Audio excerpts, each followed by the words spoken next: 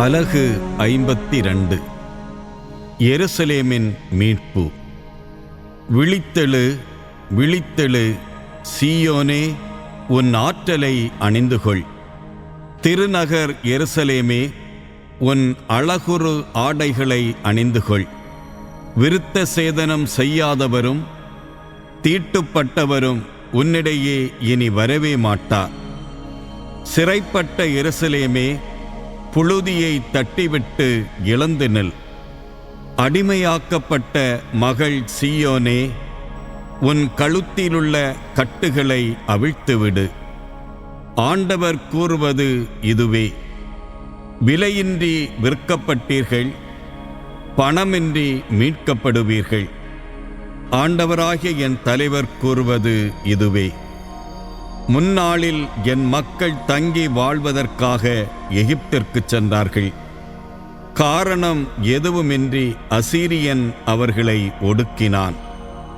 இப்பொழுது எனக்கு இங்கே என்ன இருக்கிறது என்கிறார் ஆண்டவர். ஒன்றும் கொடுக்கப்படாமலே என் மக்கள் இழுத்துச் செல்லப்பட்டார்கள். அவர்களை ஆள்வோர் தற்பெருமை பேசுகின்றனர். எந்நாளும் இடைவிடாது என் பெயர் இகழப்படுகின்றது என்கிறார் ஆண்டவர். ஆதலால் என் மக்கள் எனது பெயரை அறிந்து கொள்வார்கள். இதை சொல்லுகிறவர் நானே என்பதை அந்நாளில் உணர்ந்து கொள்வார்கள். இதோ நான் இங்கே இருக்கின்றேன்.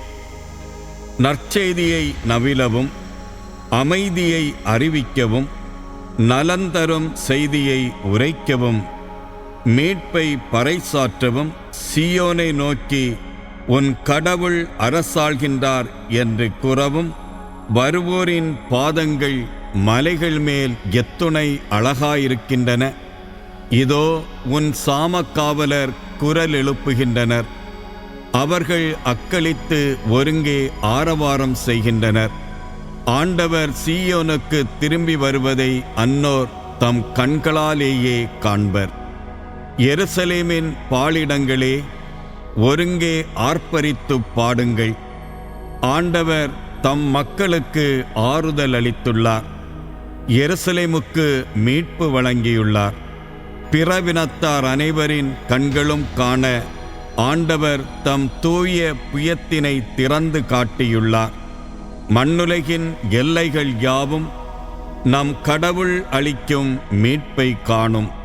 திரும்பிச் செல்லுங்கள், திரும்பிச் செல்லுங்கள்.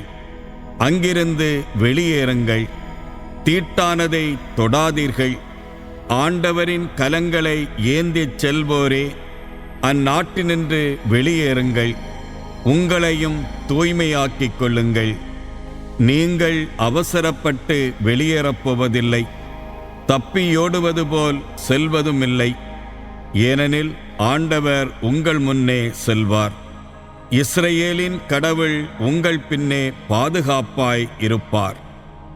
ஆண்டவரின் ஊழியரை பற்றிய 4ஆம் கவிதை. இதோ என் ஊழியர் சிறப்படைவார். அவர் மேன்மைப்படுத்தப்பட்டு உயர்த்தப்பட்டு பெரிதும் மாட்சியுறுவார். அவரை கண்ட பலர் திகைப்புற்றனர். அவரது தோற்றம் பெரிதும் உருக்குலைந்ததால் மனித சாயலே அவரிடம் இல்லாதிருந்தது. மானிடரின் உருவமே அவரிடம் இல்லை. அவ்வாறே அவர் பிறவினத்தார் பலரை அதிர்ச்சிக்குள்ளாக்குவார். அரசர்கள் அவரை முன்னிட்டு வாய்பொத்தி நிற்பார்கள். ஏனெனில் தங்களுக்குச் சொல்லப்படாததை அவர்கள் காண்பார்கள். தாங்கள் கேள்விப்படாததை அவர்கள் புரிந்து கொள்வார்கள்.